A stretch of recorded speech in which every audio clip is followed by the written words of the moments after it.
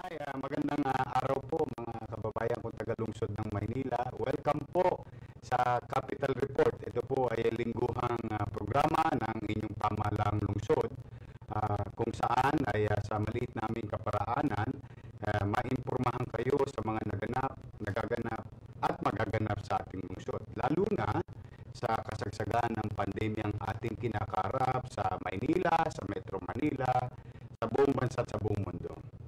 Sana po nasa mabuti kayong kalalagayan ngayong oras na ito at malusog na pangangatawan. Mahirap. Napakahirap. Pero we must continue to live and at talagang kailangan natin mag-ingat.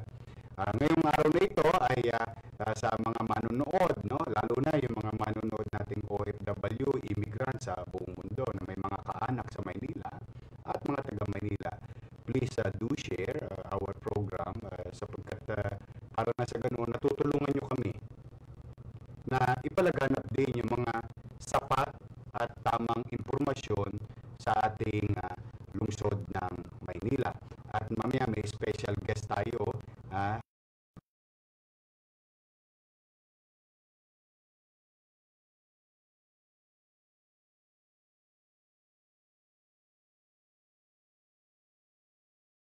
Natin si Senator Ralph Recto, At antabayanan niyo yan. Bago tayo magtungo dyan, nais ko munang ipabatid sa inyo ang COVID situation. Mga kababayan, ngayong araw na ito may naitalang opisyal, 226 na mga kababayan natin na naimpeksyon. At humigit kumulang 1,200 plus na, 1,246 ang ating impeksyon sa Maynila. Patuloy ang paglago ng impeksyon sa Maynila, sa Metro Manila, sa buong Pilipinas. Kaya bagay na talagang paulit-ulit mga kababayan, hindi kami magsasawa na para kami sirang plaka na magpaalala sa inyo. Tatandaan po natin, ang virus, wala pong paa, wala pong kamay, wala pong bibig. Ang nagpapahawa niyan ay tao. At ang tao kapag nagpabaya, mapag-gobyerno man o mamamayan, ay lalaganap itong virus na ito. At ito talaga, gagapiin tayo nito. Ilulugmok tayo nito, mga kababayan. Habang kami naman gustong-gusto namin kayo makapaghanap buhay at mabalik unti-unti ang normal na pamumuhay. At higit sa lahat, yung mairaos ninyo ang inyong pamilya. Dahil mahirap maranasan ng pagkagutom. Yun po, ako po, damandam ako po kung paano humapdi ang sikmura kapag wala kang makain. Ngunit sa kabilang banda, dapat maging responsable rin tayong manggagawa. Lalo na, yung mga nanay, tatay.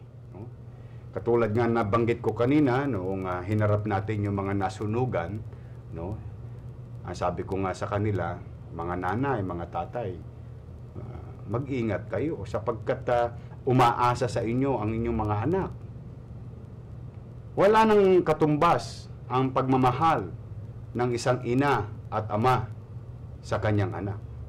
Ngunit kapag kayo'y nasawi, sino ang magmamalasakit sa inyong mga anak?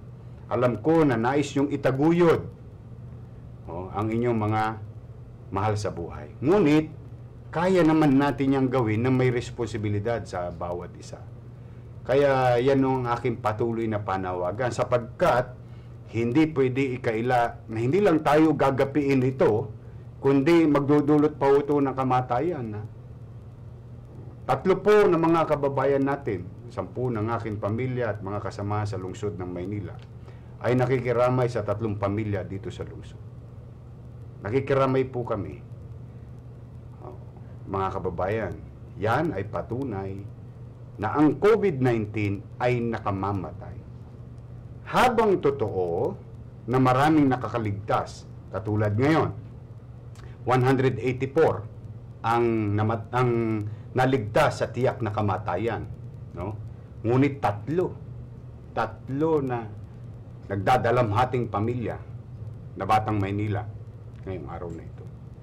Kaya wag niyong ikikipit balikat, akala nyo'y niluluwagan Niluluwagan namin yung oportunidad na kayo'y makapaghanap buhay. Ngunit hindi niluluwagan yung pagdidisiplina. So kahit anong pagpapatupad ng pamahalaan ng pagdidisiplina o pagsunod sa mga medical protocol, kung hindi ito susundin ng mamamayan o ng tao, maliligwak tayo lahat. Ubusin tayo nito. Maniwala po kayo. Nasa inyong mga screen, yung katiyakang may kamatayan. Maaring may naliligtas. Pero wag natin mamalitin. 2 namatay ngayon, 3 namatay kahapon, 2, 1, 10. Wag natin mamalitin. Bawat buhay ay mahalaga. Yan po ito pinagpapaalala ko. Baka nabibingi na kayo sa akin o ng kapapaalala. No? Basta ako, 10 ng aking mga kasama si Vice Mayor Hani Lacuna, ay pipilitin namin maging mainam, masinop at epesyente kayong paglingkuran. Ngunit, ang lahat ng iyan, anumang buting idudulot ng pamahalang lungsod ng Maynila sa kanya nasasakupan, kung yung mismong mga nasasakupan ay nagpapabaya. Sayang po. Sayang. Ako naman naniniwala na bukas sisikat ang araw at pagdating ng dapit hapon, ito'y lulubog. Ganon din ang katayuan ng pandemya. May hangganan ho ito. Matatapos po ito. Ang tanong lamang ay kailan. Ngayon, wala pang kasagutan kung kailan. Hindi pa tiyak kung kailan. Ano ngayon ang gagawin natin sa pagitan? No? Kailangan mag-ingat. Yung bakunang naririnig natin ay bakunang ibinabakuna lamang sa ating mga medical frontliners. Hanggang ngayon po, wala pa pong bakuna. Sad to say, but that is reality. Kaysa naman magtututuro tayo kung sino may kasalanan o hindi, for the meantime, we must come together, act in synchrony, sabay-sabay, towards a safety community. Safe community. No? Yun lang ang pwede natin gawin ngayon. Mag-ingat, mag-ingat, at mag-ingat.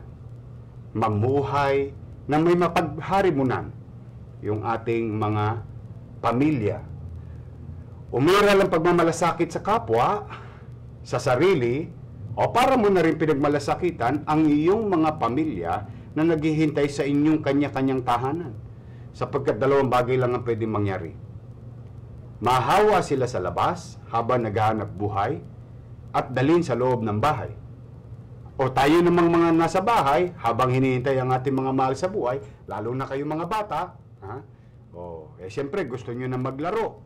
O gusto nyo nang naiinip na kayo sa bahay, mainit sa loob ng bahay. Naunawaan ko naman kayo. Masarap maglaro sa kalsada. Masarap mamasyal. Tama naman yan. Normal yan. Kaya lang hindi naman normal na sitwasyon natin ngayon. So we have to adapt, mga bata.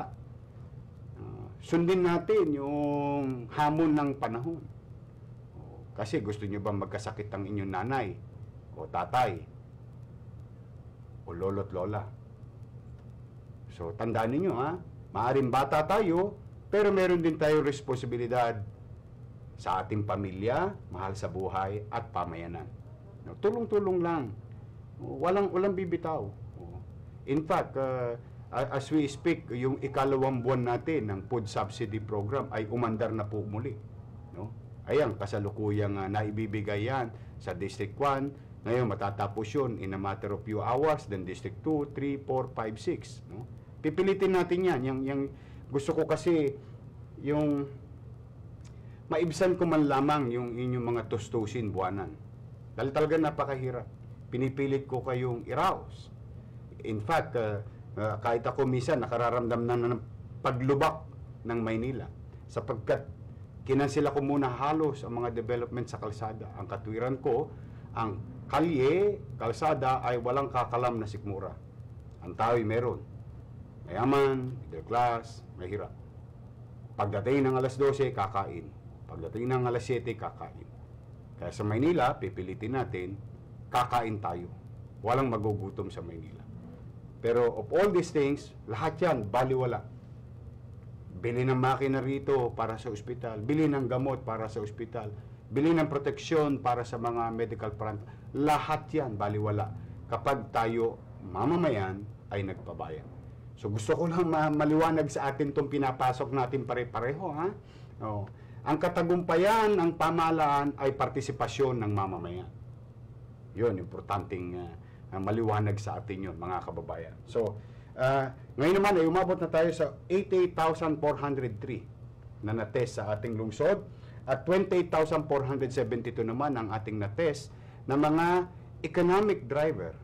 No, yan yung mga vendor, yung mga driver, o mga naghahanap buhay sa mall, o pati yung mga home service. No? At makikita ninyo, meron tayo isang matagal ng programa na ginagawa sa lungsod, yung drive-thru testing.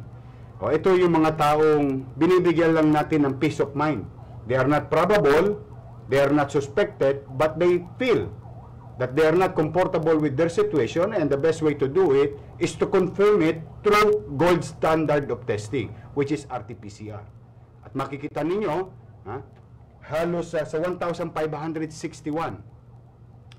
no? Na 2,242 na may pangamba lang, may duda lang siya sa katatayuan niya.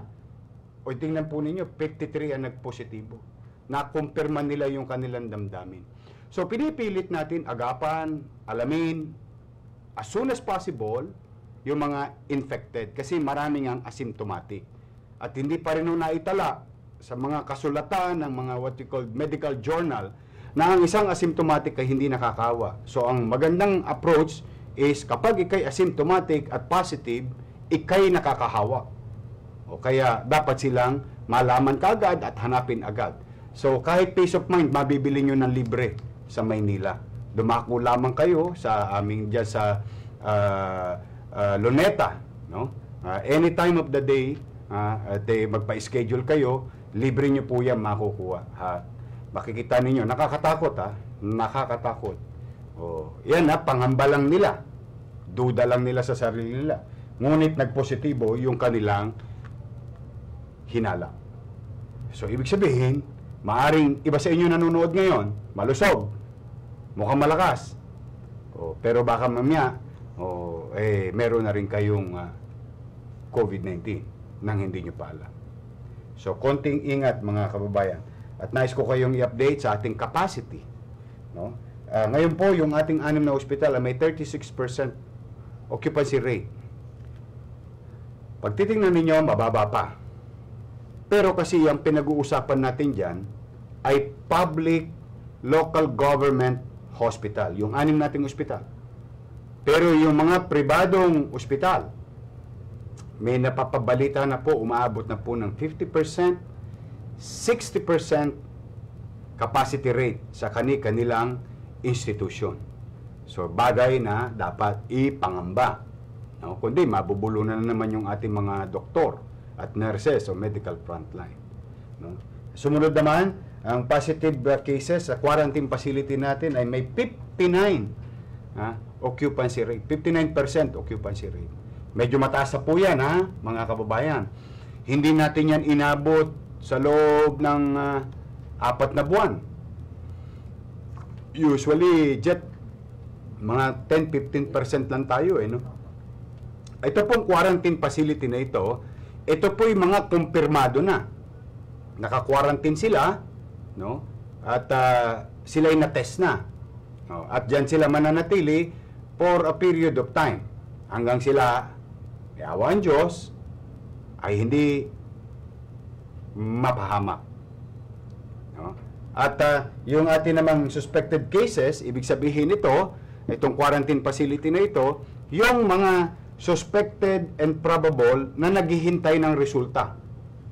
Inaagapan natin, no? 36% ang occupancy rate natin. So, yan po ang ating COVID situation, no?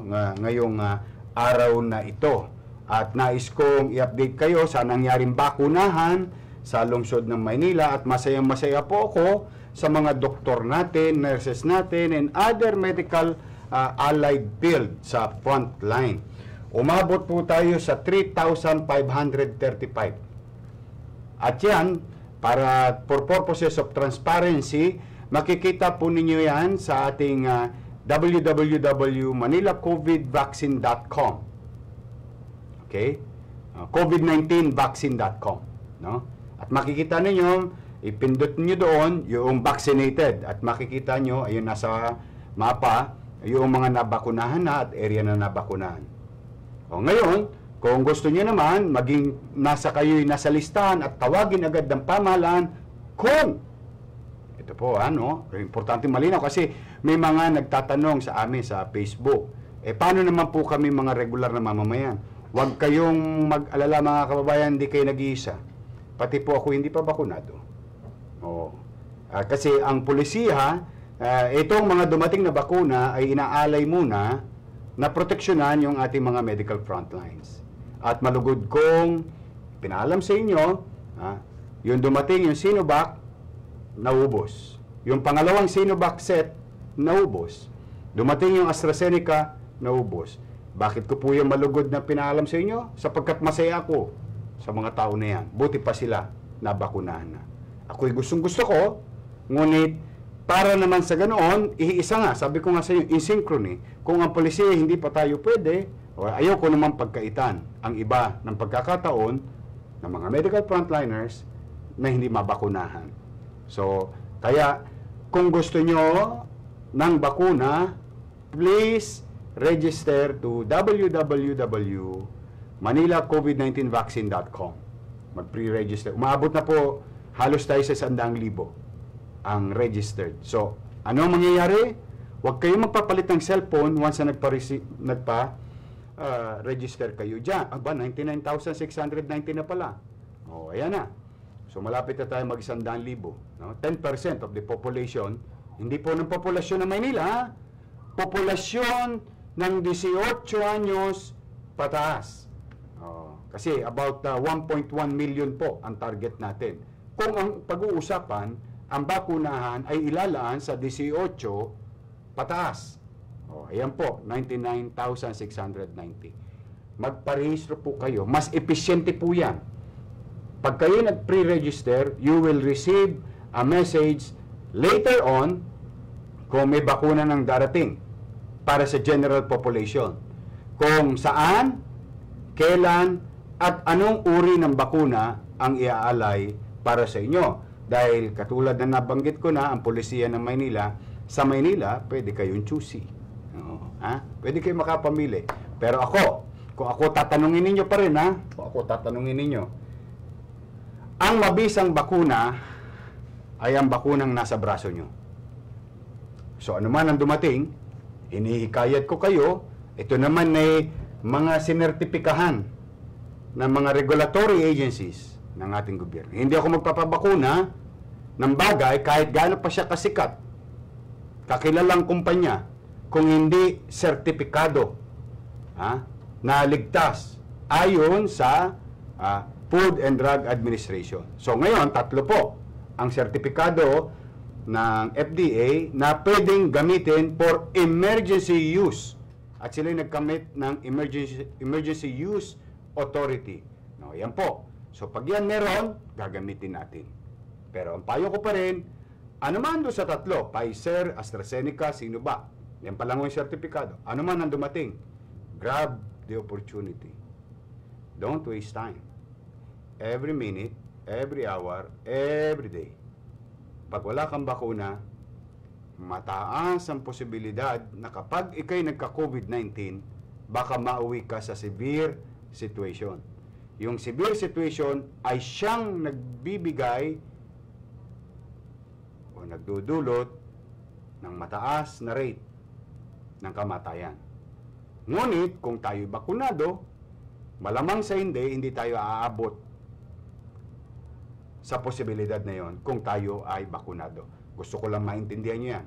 Ang bakuna ay hindi makapagbibigay ng kaligtasan na hindi tayo magkaka-COVID. Hindi po totoo yun. Huwag niyong pakikinggan yun, Kahit tayo bakunado, posible pa rin tayong magka-COVID.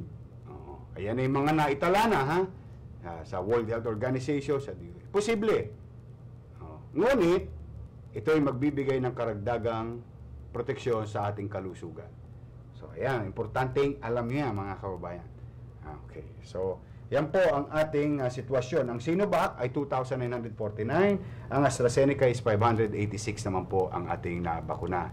At siguro in a matter of few weeks, magse-second dose na tayo sa ating Sinovac.